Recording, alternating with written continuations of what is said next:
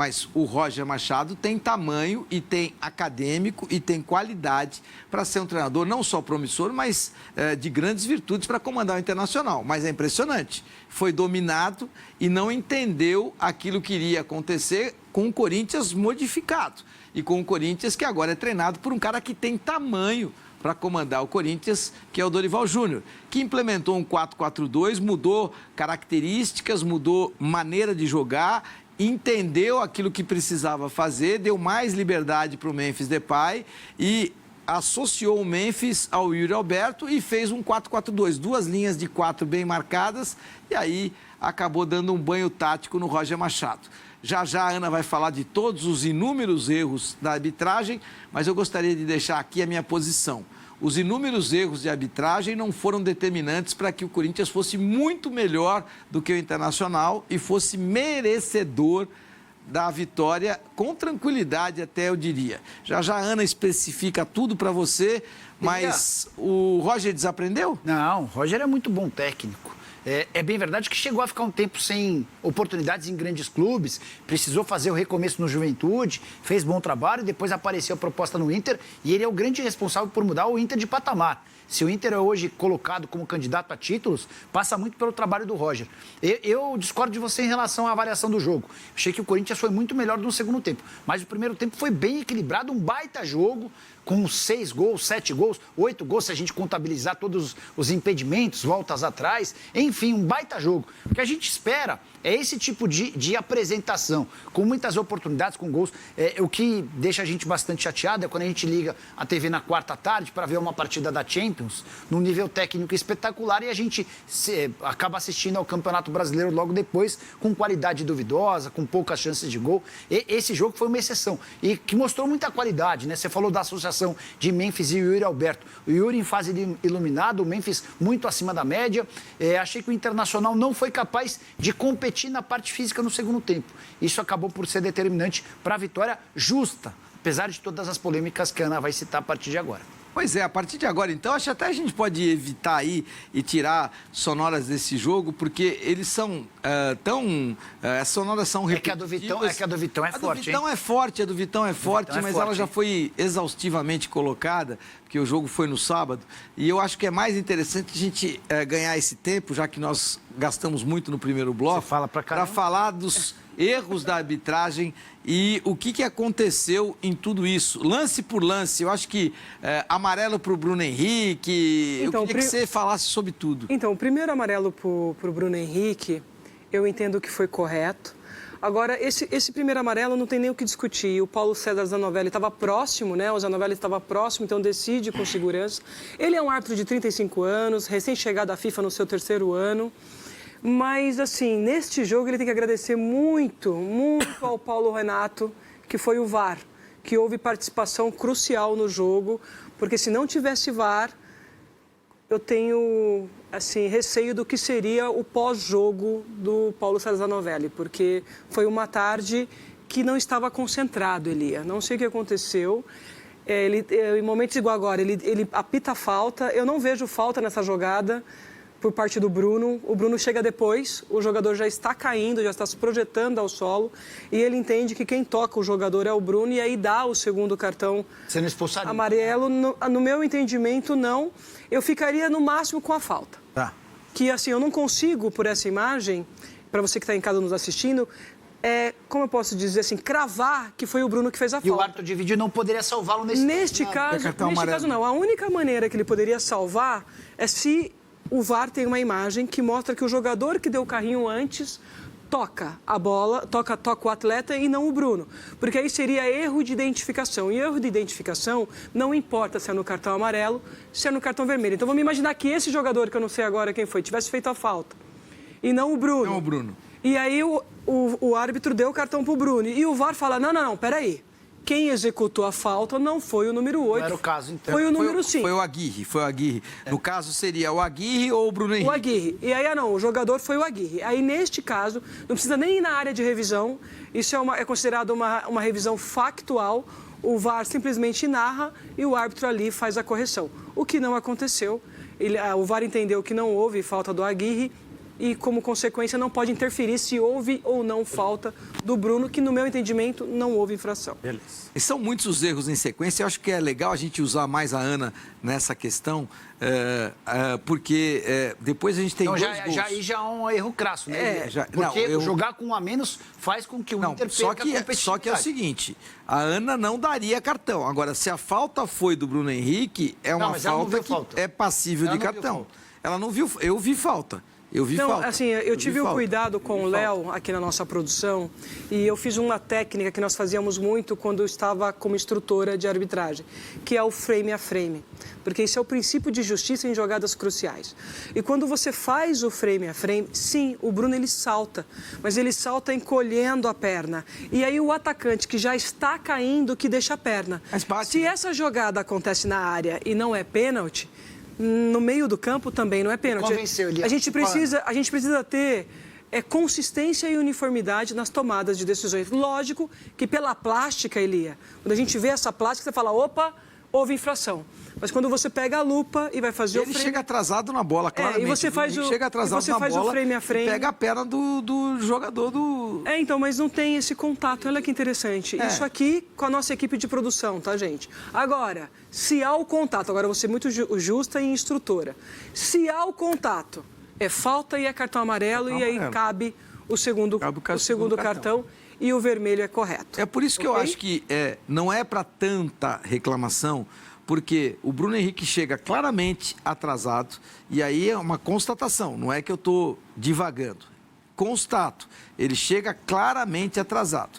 Aí, se ele toca, ele toca. Agora, se é o pé dele ou se é a perna do jogador do Corinthians... mas a Ana não viu o toque, deixada, a Ana não viu o toque. Não, tem o toque. O toque existe. Não tem o toque provocado pelo Bruno, tem o toque provocado pelo atacante. Pelo atacante. Que é no caso. Tá dobrando o joelho. Existe um toque. Agora, qual é o início e a consequência do toque é que está aqui na pauta. De qualquer maneira, veja como é difícil. Ela teve que ir no frame a frame. E se é falta para cartão. Então, não há um motivo tão crasso assim, tão exponencial, para que o Internacional fizesse toda a reclamação que fez. Mas o Internacional não reclama só por esse lance. São vários. Mas o Corinthians também reclama. Eu não quero perder tempo aí com o Fabinho Soldado reclamando, com o Vitão falando, porque são reclamações dos dois lados. Mas essa jogada é uma jogada extremamente didática e, nesse caso, é uma jogada difícil. Mas o que me chama a atenção é a proximidade do Zanovelli, não só nessa jogada,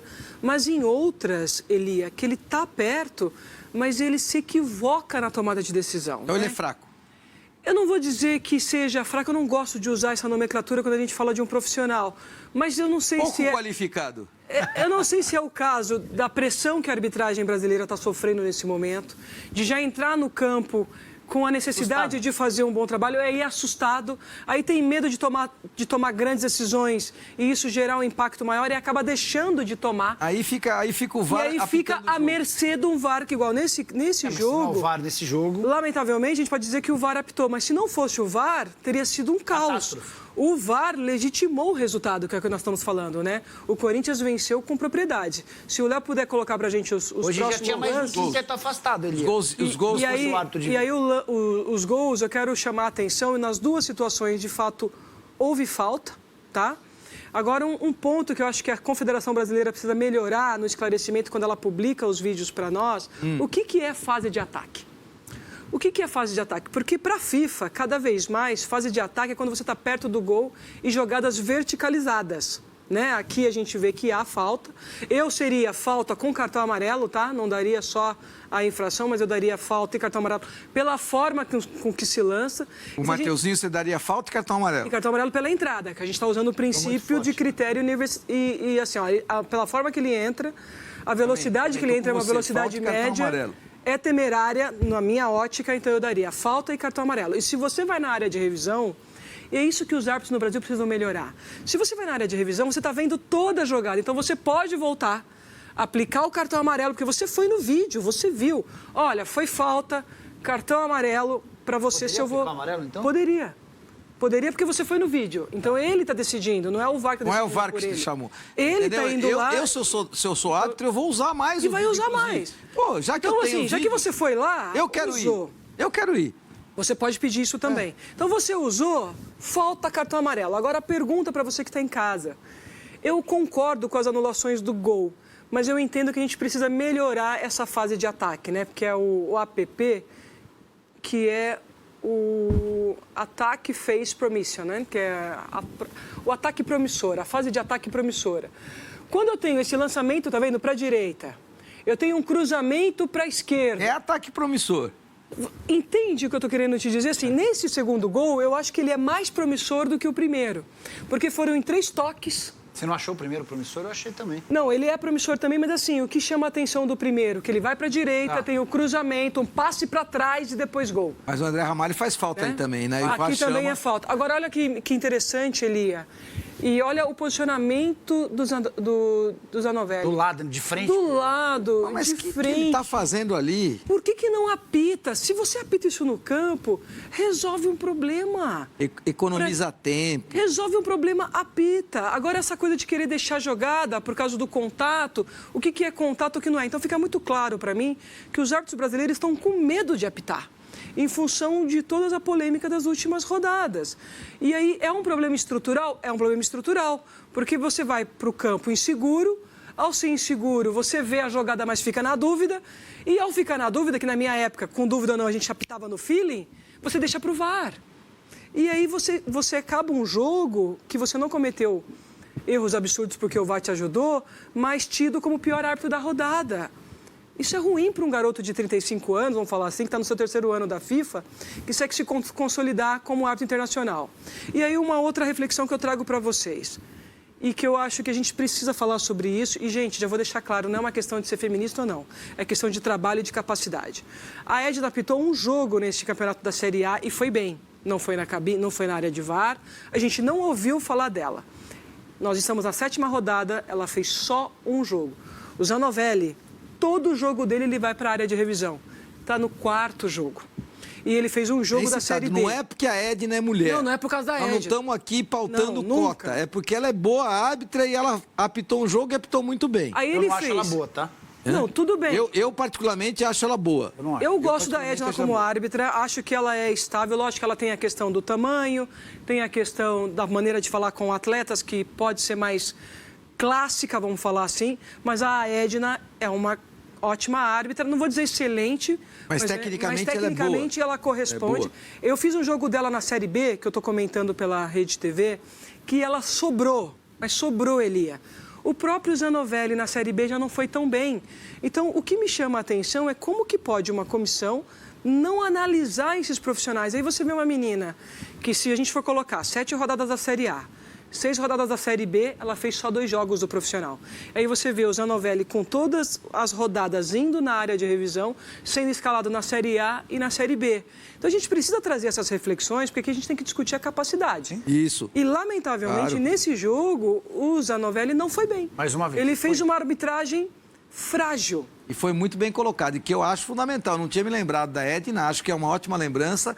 E repito, não é porque é mulher, é porque é boa. Não é porque isso. é boa, é porque é boa. E o Zanovelli não é porque é homem, é porque ele é ruim. Então, quando você... Nós não estamos aqui advogando e nem entrando na área sexista da arbitragem. É da qualidade do árbitro ou da árbitra. Então, acho interessante que a comissão de arbitragem ela tenha um pouco mais de atenção em relação à Edna. Então, Elia, e o que me chama a atenção é que essa semana houve o curso de instrutores para a América do Sul, dos quais nós temos representantes brasileiros lá, foram se preparar, foram se formar. Eu espero a Deus que esses profissionais voltem para o Brasil e refaçam uma reciclagem com esses árbitros e que tenham uma linha mais consistente, mais clara. Não importa se nós, aqui, jornalistas, vamos gostar ou não da linha, mas que seja uma linha clara Uniformidade. e que todo jogo seja praticado da mesma maneira e que essas informações sejam também transmitidas pelo canal de informação da Confederação Brasileira, porque, assim, tá caótico. Toda rodada um erro grosseiro, a gente vê clubes reclamando. Mudança de critério. Mudança de critério, aí você vê a reclamação do jogador ao final do jogo, colocando em xeque, e aí isso eu acho perigoso.